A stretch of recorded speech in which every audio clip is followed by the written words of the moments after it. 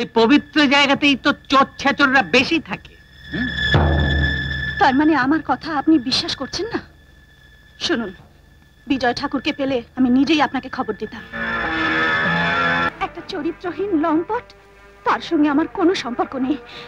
আমি চাই না যে একটা জেল ফেরত দাগি আসামি রূপা যেন মরার আগে প্রমাণ করতে পারি যে তোমার ভাই নির্দোষ, আর তুমি সকলের কাছে মাথা উঁচু করে বলতে পারো যে তোমার ভাই একটা খুনি নয়, একটা ডাকাত নয়। এই ঠাকুরের বাচ্চা তো দেশের সর্বনাশ করে দিচ্ছে, সকাল বিকেল গুদম থেকে মাল চুরি করছে। চেক মাকরানি, চলো আমরা বাণিজ্য করি, আর বিকাশ সেন বিজয় ঠাকুরকে খুঁজে বেড়া। আমি কোনো কথা শুনতে চাই না। সরকারের সদর থেকে স্পেশাল ফোর্স এনে সারা জঙ্গল ঘেরাও করে বিজয় ঠাকুরকে অ্যারেস্ট করবে। আপনি রাগ করছেন কেন স্যার? আমরা কি কোনো চেষ্টা ত্রুটি রেখেছি? বিজয়ের চেলাকে অ্যারেস্ট করেছি স্যার, মানে কানটি টেনেছি, মাথা আসতে বাধ্য। খুব ভালো, আমি 10,000 টাকা পুরস্কার দেবো। 10,000 টাকা?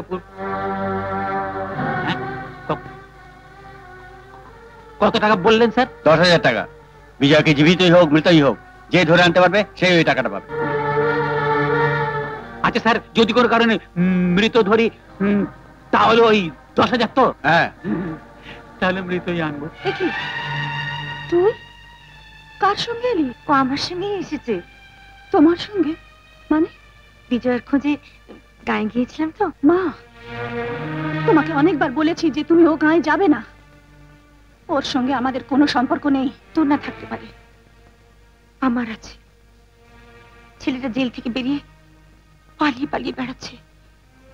আমি মা হয়ে ওর খোঁজ নেব না? না, নেবে না। একটা খুনি লম্পটের জন্য তোমাকে ভাবতে হবে না। জানো রূপাদি, বন্ধুকে না পুলিশ মিচিমিচি। ওর কথা থাক, তাহলে শঙ্করকে চলে যেতে বলি। বাপ নেই, মা নেই, বিজয়ের ওখানে ছিল, কানাইকেও পুলিশে ধরে নিয়ে গেছে। ছেলেটা না খেয়ে রাস্তায় রাস্তায় ঘুরে বেড়াচ্ছে। আমি তো সে কথা বলিনি, তোমাকে শুধু গায়ে যেতে বারণ করেছি। ওখানে না গেলে কি শঙ্করকে পেতাম? কোনদিন হয়তো শুনতাম না খেয়ে শেষ হয়ে গেছে।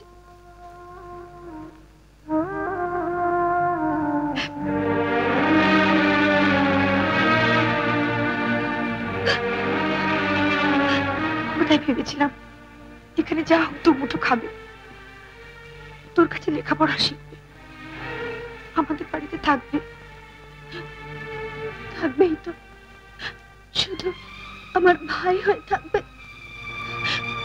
আমার মনের মতো করে ওকে পড়াবো, মানুষ করব।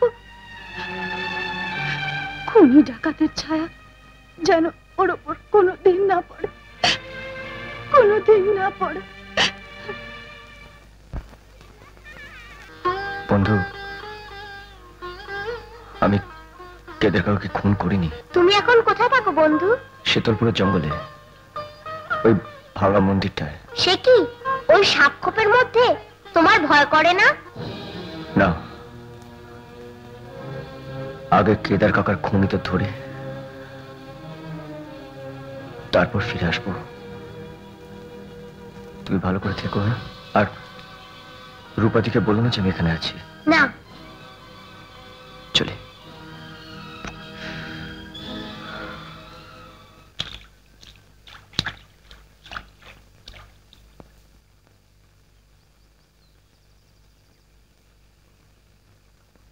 বিজয়কে খাবারটা পৌঁছে দিতে পারবি তো? হ্যাঁ, খুব পারবো। সাবধানে যাস কিন্তু। আচ্ছা। তুক্কা তুক্কা।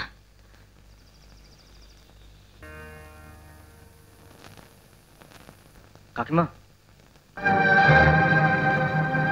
বন্ধু বিজয়, ওখানে দাঁড়িয়েছিস কেন বাবা?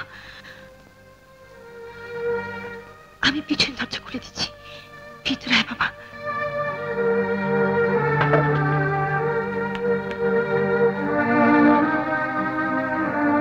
ইয়েস ইয়েস, আপনার সন্দেহ হলে আপনি সব বাড়ি সার্চ করতে পারেন। Thank you sir. জানেন তো 10,000 ক্যাশ ধরতে পারবে, জীবিত অথবা মৃত। চল।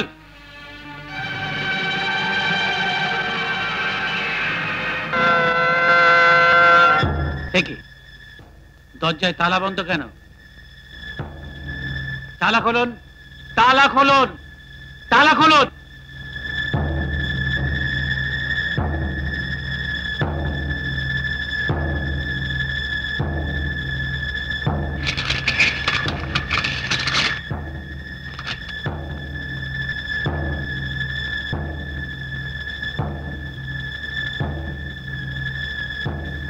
ওকে, জুতো পরে ও ঘরে যাবেন না।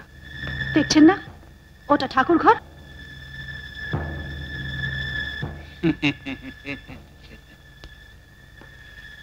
ঠাকুর ঘর পবিত্র জায়গা, হ্যাঁ?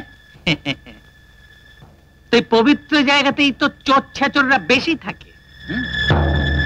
তার মানে আমার কথা আপনি বিশ্বাস করছেন না? শুনুন, বিজয় ঠাকুরকে পেলে আমি নিজেই আপনাকে খবর দিতাম। স্যার, এখানে কাউকে পাওয়া গেল না। ঠিক আছে, তোমরা জিপে গিয়ে বসো, আমি আসছি।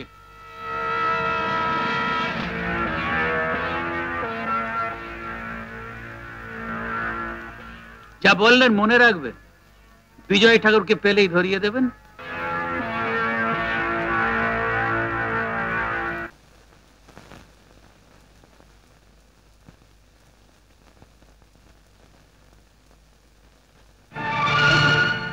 তুমি রূপা, না, ও নামে তুমি আমাকে ডাকবে না। কেন? একটা চরিত্রহীন লম্পট, তার সঙ্গে আমার কোনো সম্পর্ক নেই। আমি চাই না যে একটা জেল ফেরত দাগি আসামি। রূপা, কেন? কাদের জন্য আমি দাগি আসামি হয়ে গেলাম সে কথা তুমি জানো না? জানার দরকার মনে করি না। বেশ, আমি নয় তাই, কিন্তু জয়া, সে বেচারি কেন খুন হলো? তোমার জন্য, ঠিক যে কারণে আমার বাবা মারা গেল। আমার জন্য জয়া খুন হলো? আমার জন্য কাকাবাবু মারা গেলেন? বাবা অসুস্থ, তাই মৃত্যু তাকে ডেকে নিল। আর জয়া লজ্জায় অপমানে আত্মহত্যা করেছিল। রূপা, কাকে কি বলছিস? একটা জেল ফেরত দাগি আসামিকে বলছি। তুমি আবার আদর করে একটা লম্পটকে খেতে দিচ্ছ। রূপা, না কাকিমা, লজ্জা করছে না? এখনো দাঁড়িয়ে দেখছো? দেখবো না? আমার চোখের সামনে সমস্ত আশ্রয়গুলো কিরকম একটা মিথ্যে দমকা হাওয়ায় একটা একটা করে ভেসে যাচ্ছে, বুঝবো না?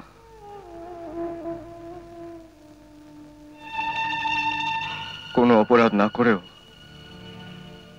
কেন সন্তান তার মায়ের হাতের খাবার পেল না? রূপা,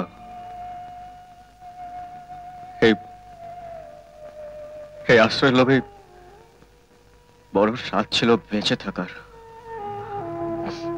আজ আজ তুমি আমার শেষ সব স্বাদকে পূর্ণ করে দিলে।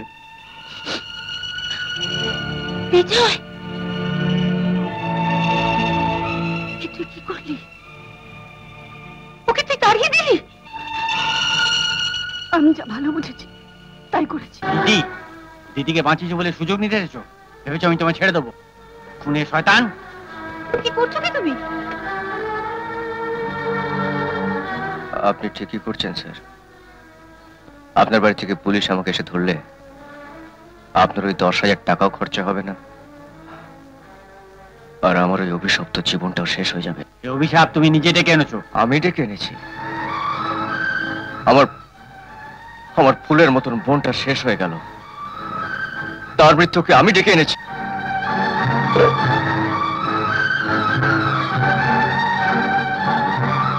আমার আমার ভালোবাসা, আমার জীবনের একমাত্র স্বপ্ন, শয়তানিতে সব তছনছ হয়ে গেছে। আজ আমি সারা দেহে লম্পটের কালি মেখে আমার আমার ভালোবাসাকে আমি হারালাম। বলতে পারেন বলতে পারেন কিসের জন্য আজ আমার এই অভিশাপ?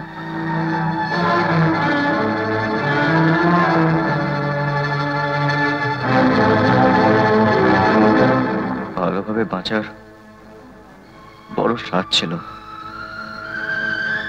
এত কষ্টের মধ্যে ভেবেছিলাম রূপা আমাকে ভুল বুঝবে না।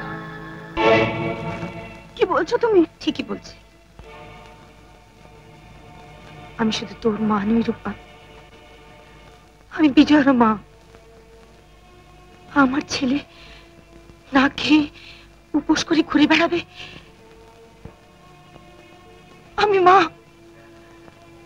তুই ওর মুখে খাওয়া আমার সামনে ফেলে দিলি।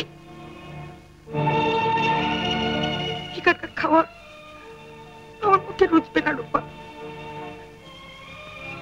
তুই আমার ছেড়ে দে মা, আমি বিজয়ের কাছে চলে যাই। মা, রূপাদি, বন্ধু আমার বাবাকে খুন করেনি। শুনছিস তো, ওইটুকু ছেলেকে মিথ্যে কথা বলছে। আমি কি সব ভুল বলছি? আমি তো তোর মা। মা হয়ে আমায় একা ফেলে চলে যাচ্ছ কি করে? বলো, আমার কে আছে তুমি ছাড়া? বলো, কে আছে বলো।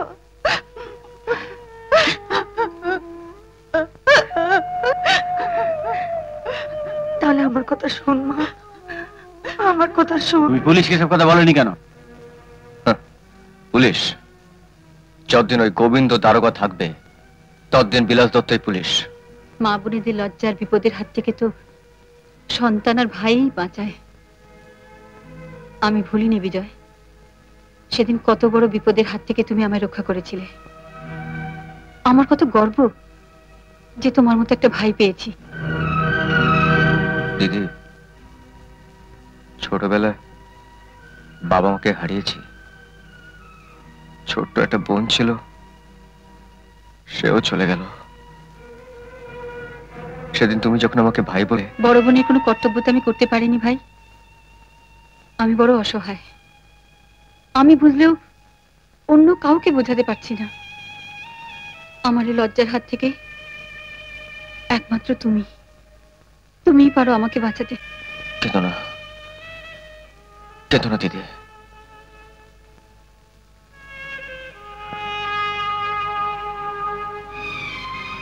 আশীর্বাদ করো যেন মরার আগে প্রমাণ করতে পারি যে তোমার ভাই নির্দোষ, আর তুমি সকলের কাছে মাথা উঁচু করে বলতে পারো যে তোমার ভাই একটা খুনি নয়, একটা ডাকাত নয়।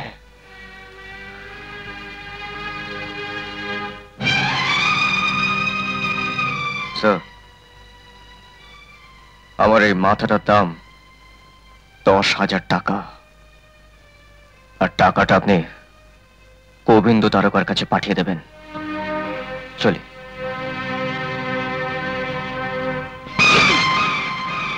তুমি ওর কথা বিশ্বাস করলেন না?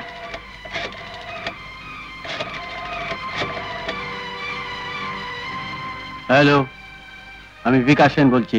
এমন আরো অনেক ভিডিও দেখতে এই চ্যানেলটি সাবস্ক্রাইব করে নিন এবং পাশের বেল আইকনটি প্রেস করে দিন।